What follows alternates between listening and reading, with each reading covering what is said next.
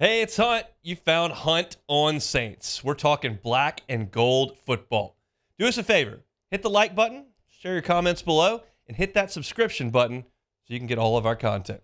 Enjoy. There's a lot of news flying around this time of year. You never know what you can take at face value. I did get reports that yesterday there was a man seen in the French Quarter in New Orleans. He was second lining, catching a real nice sweat, had Mardi Gras beads all over his chest, was eating a shrimp po' boy, just so happy to be back in the city of New Orleans, wanted to experience all the culture as quickly as possible. That man was Sharif Ishaq, back from California. How was the po' boy yesterday? Did you enjoy the French Quarter? Do you still have the Mardi Gras beads on? I mean, how happy are you to be back? I haven't shaved my face. I'm hungover. I'm still drinking. Still trying to finish off this po' boy and his hand grenade. Got a hurricane in the other hand. Lovely. Tank. Wow, that's very special. Get some beignets while you're at it. How was your time in California? Did you enjoy it? I wish I didn't have to come back. You know, when they were in the Greenbrier, I was like, please, I would love to go home like after 2 days. But out there in Orange County, I was like, yeah, I could stay for the whole time. But They have any good food out there? I know the weather's good. the food was okay. I mean, it was fine. Weather was awesome. How was the football? Well, it depends on what you defined as like what's good and what's bad and what position you were looking at. I mean, there was like so much going on. I mean, by the time we left, it was practice number 11. Yep. So, I mean, that's when you get down to the nitty-gritty, the depth, what's really going on, the quarterback, progress for, the backups and as well as Derek Carr, the receivers, the offensive line. I mean, it all depends on, like, what you really want to know, what you really were watching those 11 practices. Well, you've gotten a lot of looks at Kool-Aid McKinstry and Alontae Taylor because Marshawn Lattimore has been out, and then you've obviously seen Paulson Adebo miss the last couple of days as well. So how do you feel about the depth at cornerback now because those guys have gotten some extended looks early on in camp? Well, we'll start with Alontae. I feel like he's one of the top players this training camp so far. I think he's progressed. I would say of the 11 practices, he might have had one bad practice if you combine everything he's done like the wrong way, but 10 good practices to me seems pretty good. I mean, the one-on-one battles between he and Chris Olave have been great for trash talking. The guys just chirping away left and right. It's been great theater to me watching those two guys go head to head. And like they say, iron sharpens iron. I think those two going against each other makes life better for each one of them. And I feel like, whether if he plays the slot or outside, I think he's going to be in good shape. For the future-wise, I think Alontae is going to be the guy on the outside once they're, figure out what they're going to do with Marshawn Lattimore, which I just don't see it lasting past this season. So I love the way he's been playing. I mean, physical, gets a little handsy, but makes the play on the ball. He's been high-pointing the ball a lot this training camp, and that's what's been very exciting to see from him. And as far as Kool-Aid McKinstry, he's still kind of working his way back. He's 100% healthy. He did say that, he felt healthy during the mandatory minicamp, near the end of mandatory minicamp. But, like, he's still learning. He's also learning whether he's going to be inside or outside. And he's really played much slot at Alabama in terms of experience-wise, but they did it a lot in practice, and now that's where he's been playing with the Saints. Seeing a lot of him in the slot. But he's gotten his chance on the outside, and he's looked all right. He's been running with the 2s and 3s because he missed a lot of time because of that foot injury. No question. So, I mean, if they're not healthy, then nobody's as good as they could be if their players aren't healthy. But if we can try to assume for a second that Marshawn Lattimore gets back to health, which is certainly not a guarantee, and that Paulson Adebo is healthy for the opener, and you look at that secondary, specifically at corner, and then you look at how Chase Young has looked, which has been phenomenal by everyone's account, and you look at Carl Granderson, and you figure Brian Brzee takes a step forward. Like, do you start to feel pretty good about where the Saints are on defense?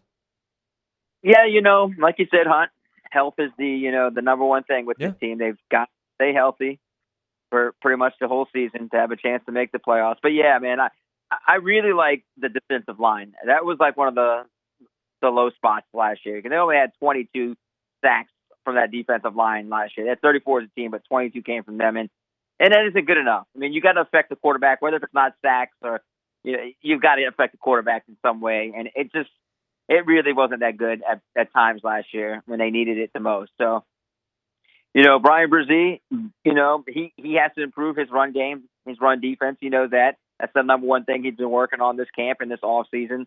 But yeah, I like Chase Young. Chase Young is a specimen, man, a Greek god out there, and he's playing that part so far. Carl Granderson has been in the backfield essentially every single team drill. That's what it's felt like. And they have Cam Jordan moving on that defensive line. He's inside and outside. So, yeah, I like the depth of the defensive line. Now, if you can get Foskey to hit, Peyton Turner to stay healthy. Whenever he missed practice the other day with that toe injury, and Dennis said it was the same toe as last year, everyone was like, oh, boy, here we go again. It's the same toe, same issues with him, but he came back to practice the next day. So, I like that. I like that aspect of it. But, yeah, Marshawn and Debo at cornerback, if you can get them healthy playing at a high level with the additions of Alontae and Kool-Aid, look, they can have one of the deeper secondaries in the entire NFL and probably one of the better secondaries in the NFL. Sharif Ishaq is our guest. WDSU down in New Orleans, been out west with the black and gold for over a week, just back into the Crescent City. All right, offense. I have not asked a lot about Taliese Fuaga. That's a big position that he's manning there at left tackle, but I haven't heard that there's any sort of rotation there. It sounds like they're giving it to the rookie and letting him run. What'd you see? Yeah, I was talking to Deuce McAllister the other day during practice, and I asked him, hey, who do you think's the best offensive lineman up to this point? And I think we both agreed that Taliese Fuaga has been very good and probably the best offensive lineman in this camp. So, yeah, I think he's going to have to be the guy at left tackle. And it's so fun to watch him go against, Chase Young or Cam Jordan or Carl Granderson and him do so well against them. Sometimes he's getting beat. It's natural because, he's somewhat playing a position he didn't play a lot in college, but I've been impressed. I love his composure. I love the way his hands are moving, his feet are moving. I think it's fluid with him, and I can only imagine with 1 year under his belt how good he's going to be. I specifically didn't ask anybody on Wednesday, Thursday, or Friday last week about Trevor Penning because I thought it was all we had talked about really for the first week of camp. I'll reintroduce that here. Let's go to the other side of the offensive line. Any improvement there from Penning? It's the same. It really is the same, Hunt. Anytime you ask me the question, yeah, he's getting better, but there are times when he's just missing, and it's missing against guys he shouldn't miss against, not picking up the blitzers sometimes. And it's good. When I talked to John Benton last week, I said, hey, everything's, is Trevor Penning a bust or not? Can he play this position? And he said, look, he's improving, got ways to go. We're going to say that about all of our offensive linemen. We understand how much, pressure's on him to be good this year, but he's steadily getting better. He's steadily learning that position. And the one thing he did is he reached out to Teron Armstead this offseason to try to, help him with the techniques and the fundamentals of the game. And he said Teron really gave him a lot of good advice. So, none of this stuff really matters. I know when we say when they put pads on, it's going to matter a lot, and it has, but it doesn't matter until they play some of these preseason games and the regular season games. It could look great, and it can look bad right now and great later. Great right now and bad later. But to me, I need to see against the number ones when they go and when those lights come on and they go on against number one. I need to see what Trevor Penning's doing. I need to see what Fuaga's doing. So to me, it's it's a hit and miss right now with Trevor. Who do you expect to see running the football on Saturday for the Saints in this first preseason game?